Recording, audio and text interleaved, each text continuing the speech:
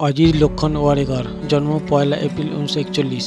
বোম্বেতে জন্মগ্রহণকারী ভারতীয় আন্তর্জাতিক ক্রিকেটার ছিলেন। ১৯৬৬ থেকে ১৯৭৪ সময়কালে ভারত ক্রিকেট দলের পক্ষে খেলেছেন তিনি। এছাড়াও দলের অধিনায়কের দায়িত্বে ছিলেন অজিত ওয়ারেকার। আক্রমণধর্মী বামহাতি ব্যাটসম্যানরূপে ভারতীয় দলে খেলেছেন। পাশাপাশি বামহাতি মিডিয়াম ও স্লো লেফট আর্ম অর্থোডক্স বোলিংও পারদর্শিতা দেখিয়েছেন তিনি। ১৯৫৮ সালে প্রথম শ্রেণীর ক্রিকেটে তার অভিষেক ঘটে। এরপর ১৯৬৬ সালে আন্তর্জাতিক ক্রিকেটে অংশগ্রহণ করেন। সচরাচর ৩ নম্বরে ব্যাটিংয়ে নামতেন ও তাকে অন্যতম সেরা স্লিপ ফিল্ডার হিসেবে আখ্যায়িত করা হয়ে থাকে।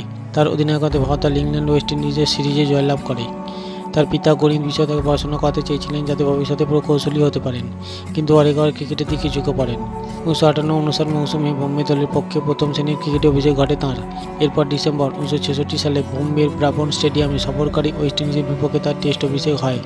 তখন থেকে দলের নিয়মিত সদস্য হন ও ৩ নম্বরে ব্যাটিংয়ে নেমে ১৯৬৬ থেকে ১৯৭৪ মেয়াদে ভারতের পক্ষে খেলেছেন। ১৯৭৪ সালে তাঁর অধিনায়কত্বে ভারত দল ইংল্যান্ড সফরে যায়। ওই সফরে ভারত দল একদিনের আন্তর্জাতিক ইতিহাসে প্রথমবারের মতো অংশ নেয়, কিন্তু ৬৭ রান করলেও তার দল পরাজিত হয়েছিল। সমগ্র ওডিআইয়ে ৩৬.৫০ গড়ে ও ৮১.১১ স্ট্রাইক রেটে ৭৩ রান তুলেছিলেন ওয়ারেকার।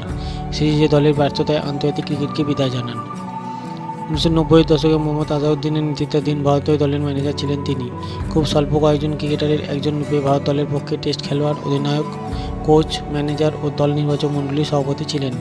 লালা অমরনাথ ও যাদু বোরদেও এই সকল দায়িত্ব পালন করেছিলেন।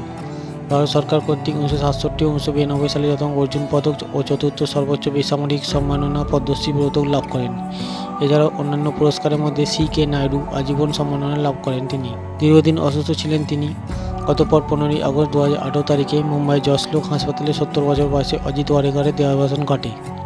১৭ই আগস্ট তারিখে মুম্বাই শিবাজি পার্ক শ্মশানঘাটে পূর্ণাঙ্গ রাষ্ট্রীয় মর্যাদায় তাকে দাহ করা হয়। অনেক ক্রিকেটার সমর্থক তার এই সভা অনুষ্ঠানে উপস্থিত ছিলেন।